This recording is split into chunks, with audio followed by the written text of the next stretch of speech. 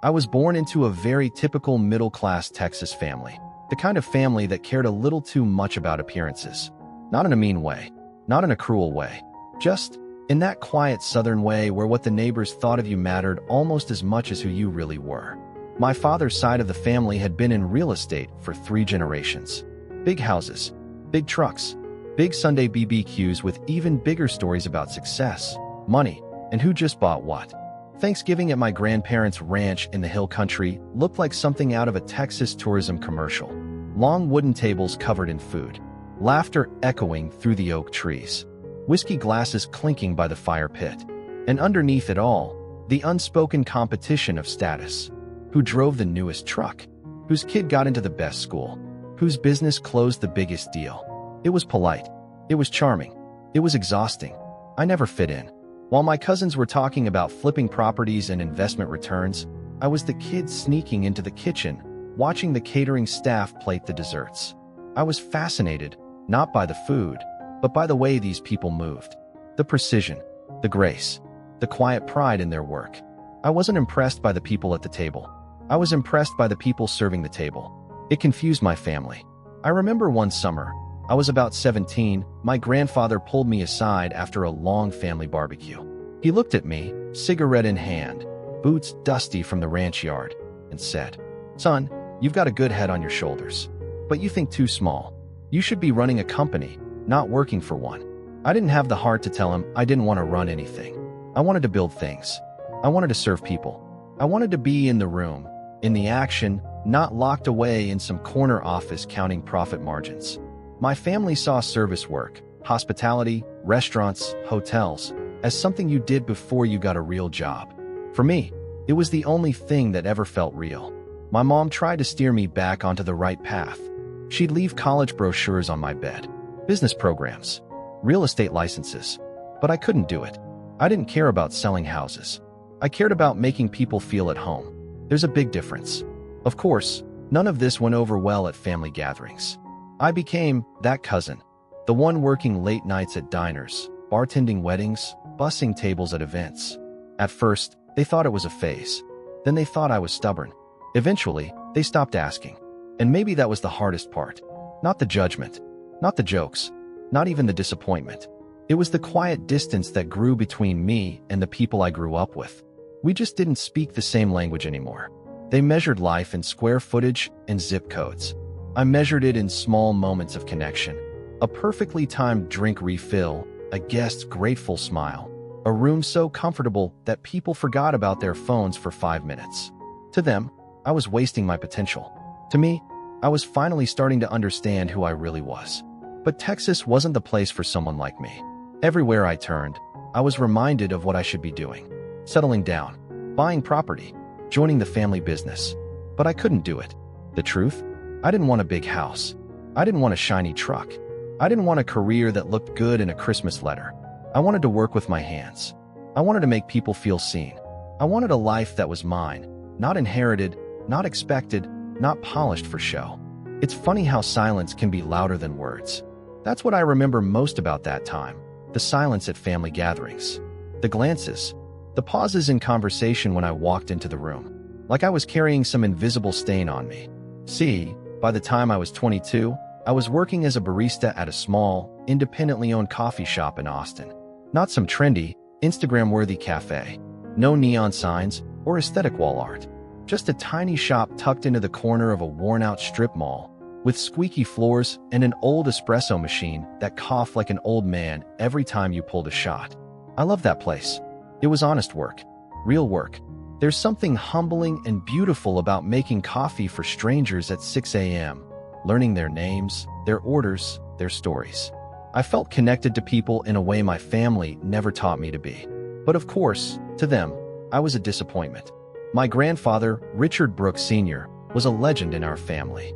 A real estate mogul from Dallas. Built his fortune flipping commercial properties before I was even born. The kind of man who believed in firm handshakes, country club memberships, and generational wealth. My uncles? Same story. Developers, lawyers, bankers. The Brooks family name was practically branded on half of North Texas. And then there was me, their oddball granddaughter, serving lattes and wiping down tables. I still remember overhearing them once at a family barbecue. "She's a sweet girl," one of my aunts whispered. "But I guess she's going to spend her life making coffee for strangers." Soft laughter followed. Someone else chimed in. "Well, at least it's an honest living, I suppose." They said it like I was already a lost cause, like I'd failed before I even had a chance to start. Worse than the words was the absence of invitations. Year after year, the family group text would light up with photos from Thanksgiving dinners, Christmas parties at the lake house, or weekend trips to the hill country vineyards. I never got those invites. Oh, there were excuses, of course. "We thought you'd be working. It's just family this year. Next time for sure." But we all knew the truth. In their world, success was loud. It wore suits and drove a Lexus. It shook hands at networking events and smiled politely at charity galas. It had nothing to do with aprons and coffee beans. There was one Thanksgiving I'll never forget. I just finished a brutal double shift at the cafe. My hands reeked of espresso. My feet ached from standing for 12 hours. It was dark when I got home, and I scrolled through social media to see my family, laughing, drinking wine by a roaring fire at my uncle's ranch. No text from them. No happy Thanksgiving call. Just pictures of people who shared my blood, celebrating like I didn't exist. That night, I sat alone on my tiny apartment floor, eating leftover turkey sandwich from the diner next door, and I promised myself something. If I was ever going to be somebody, it wouldn't be because I inherited it. It wouldn't be because I married into it. It wouldn't be because I pretended to be someone I wasn't. It would be because I earned it, with my own hands, with work they'd never understand. That moment, that silence, burned itself into me. It became fuel. 7 years later, everything had changed, but not in the loud, glossy way my family would have recognized. There were no headlines, no press releases, no dramatic posts filled with humble brags on LinkedIn. Just quiet work. Daily, invisible, relentless work. Years of pulling espresso shots until my hands moved without thinking. Years of wiping down sticky countertops long after the last customer had left. Years of closing the kitchen alone, sweeping floors under flickering lights, with nobody to impress but my future self. That's how Eden & Co. was built. Not from seed money, not from connections, certainly not from family favors. We started small, the kind of small nobody brags about. A forgotten corner unit in San Diego, wedged between a dry cleaner and a vape shop. 40 seats, if we pushed the tables too close together. But what we had was ours. We didn't sell food. We created belonging. Every plate was intentional. Every ingredient meant something. And every guest was welcomed like family, because I knew what it felt like to be invisible in a room full of people who only valued loud success. Slowly, painfully slowly, word spread. Not through Instagram influencers or PR campaigns, but through something rarer, trust. By year 5, we had expanded, carefully, deliberately. 3 more locations, each one quieter and more beautiful than the last. We became the kind of place where celebrities escaped to, not to be seen, but to disappear. Where venture capitalists booked private dining rooms for the only thing their money couldn't buy, peace. And through it all, I stayed where I'd always been most comfortable, behind the scenes. Invisible, present, working. I wasn't angry at my family anymore. I didn't need them to see me. I didn't need their approval. I had built something real, which is probably why the phone call felt funny. It was a Thursday afternoon. I still remember. I was in the back office at our Napa Valley location, reviewing vendor invoices when my phone buzzed. It was my mother. Her voice, as always, was a perfectly polished blend of southern sweetness and subtle judgment. "Sweetheart," she drawled, "guess what? The family's planning the 75th anniversary gala for the real estate company. Huge event. Fancy, fancy." I let her talk. I knew the rhythm well. I'd grown up inside it. "We found this restaurant in California. Oh my goodness, it is exclusive. Very hard to get into. Your uncle said you might have heard of it. What's it called again?" "Oh yes, Eden & Company. Isn't that funny? Right there near you. Isn't that funny?" I stared at the wall for a long second. I could feel the corners of my mouth twitching, an unfamiliar laugh building somewhere in my chest. They didn't know. 7 years. For locations. Countless nights I went home smelling like garlic and wood smoke. And here they were, bragging about booking a table at my restaurant. Not knowing whose name was quietly etched on the business license.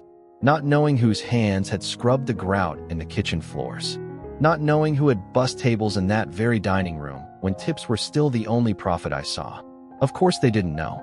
They'd never asked. The night of the event came faster than I expected. They arrived in style, of course, stretched black cars pulling up to the curb, diamond earrings glittering in soft candlelight, perfume so strong it lingered in the air long after they passed. I watched them from the back office security camera for a while, sipping coffee, arms crossed. Funny how life works. They thought this was the pinnacle of success, the right name on the reservation, the perfect wine list, the picture-perfect setting for their social media posts. But me? I was standing 20 feet away, and they'd walk right past me without even noticing. And that, somehow, felt like victory. I walked the perimeter of the dining room quietly as service began. My staff moved like a symphony, calm, graceful, intentional. They didn't know these guests were my family. I hadn't told them. I didn't need to. To them, every guest was family. Every guest deserved the best, whether they tipped big or walked in with muddy boots. As the night wore on, I caught glimpses of them laughing, loud, performative, toasting to their legacy, complimenting the food, taking pictures of the signature Eden & Co. dessert, a dish I had created years ago on a night I couldn't afford dinner myself. I didn't interrupt. I didn't say a word. Because real success, the kind nobody teaches you to want, isn't loud. It's not flashy. It's not even about being seen. Sometimes, it's sitting in the quiet back office of your own empire, sipping black coffee, while the people who once doubted you raise their glasses in your house, without ever knowing. And honestly, I liked it better that way. The night of the party was surreal. I stood in the back hallway of my own restaurant, dressed in a simple black server's uniform, listening to the familiar voices of my family echo through the dining room. Laughter that used to feel like home. Voices that once decided my worth. Faces that only saw me as the one who never made it. I watched them from the corner of the room, a quiet observer in a space I had built from nothing.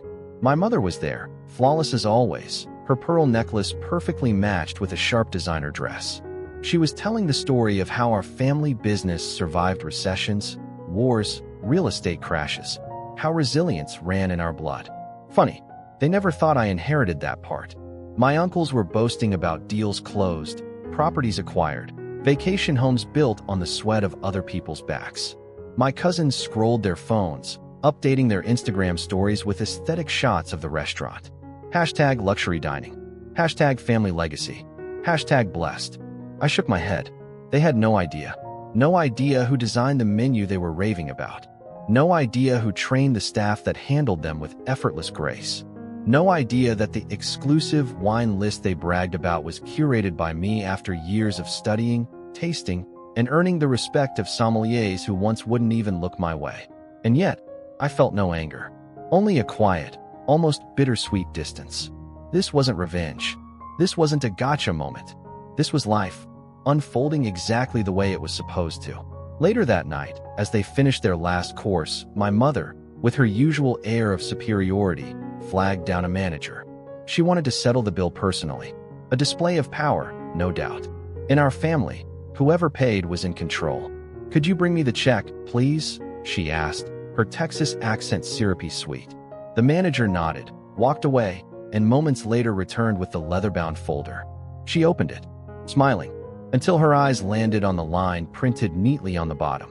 Payable to Eden & Company. CEO Rachel Miller. Silence. Absolute, deafening silence. Her face froze, that flawless, practiced smile cracking just slightly at the edges. She read it again, and again, as if somehow the words would rearrange themselves. I stepped forward quietly, setting down a glass of water on the table beside her. Her eyes met mine. For the first time in my life, she truly saw me. Not as a failure, not as the black sheep, not as the disappointment who left home, but as a woman who built her own empire, quietly, relentlessly, without asking for permission. "Rachel," she whispered, voice almost breaking. I just smiled. "Welcome to Eden, Mom." The table was dead silent. No one moved. No one breathed. And in that moment, standing there in a simple server's uniform, in the restaurant I built from the ground up, I felt more powerful than any of them had ever made me feel growing up. Because true power isn't loud. It doesn't need to announce itself. It doesn't seek approval. It simply is. That night, After the party ended, I stayed behind. The dining room was empty now, candles flickering low, soft jazz humming through the speakers. I walked slowly between the tables, fingers grazing the polished wood. 7 years. 7 years of sacrifice, mistakes, victories no one saw, tears cried in walk-in freezers, tiny wins celebrated in silence. And now here I was, alone, at peace. I stepped outside onto the quiet street, the cool California night wrapping around me like an old friend. Above the restaurant door, the small gold letters gleamed under the streetlight. Eden and Company. I thought about the irony. Funny thing about life. Sometimes the people who look down on you end up eating at your table, not because you forced them, not because you needed their validation, but because you built something so real, so beautiful, that even they couldn't ignore it. And that was enough. I took a deep breath. The world didn't know my name. There would be no headlines tomorrow, no viral story, just me. And that was exactly how I wanted it. Because legacy isn't what you leave behind for the world to remember. It's what you build day by day when no one is watching. It's who you become when no one is clapping. It's quiet, it's steady, and it's yours, forever. That night, after they left, the room slowly returned to its quiet rhythm. The sound of glasses clinking softly in the kitchen, the staff cleaning up, jazz music floating lazily through the empty dining hall. And me? I stood by the large glass window of Eden and Company, looking out at the street lights shimmering across the city. No rush, no overwhelming emotions, no glorious victory like you see in movies. Just a silence that felt very real. People always think success is supposed to be loud. Loud enough to prove a point. Loud enough to post online. Loud enough for the world to notice. But one day, you'll understand. Real power doesn't need volume. Real class doesn't need validation. Because people who truly made it, they do one thing quietly. Stay rich in silence. I walked back to my office, where stacks of paperwork were still waiting. New contracts. Expansion plans for New York. Busy, as if that family dinner never happened. Some new staff would joke sometimes. "Boss, don't you want to hang a family photo in here?" I just smiled. My family looks beautiful where they are. I don't need them on my wall. A few days later, I got a text from my mother. Very short, very cautious. "If you have time, I'd like to see you." Not at the restaurant. At home. I stared at that text for a long time, looking at the screen, like looking back at a version of me that no longer exists. The version who once needed to be accepted. The version who once ached for a simple, "I'm proud of you." But now, I just put the phone down. Not out of anger, not out of pride, but because, someday, when you've grown enough, you'll realize some doors are easier to forgive than to walk through again. Some bridges you keep open not because you need to cross them, but because your heart is already at peace. That night, I went up to the rooftop of Eden and Company, a glass of red wine in hand, alone, looking out at the city glowing beneath me. Somewhere out there, my family was probably still telling the story of that unforgettable dinner. But perhaps they would never know that the girl serving their table that night was the only person in the whole family who no longer needed to prove anything to anyone. Because when you've built your own world, the only thing worth holding on to is your peace, and everything else. Let life tell that story behind your back.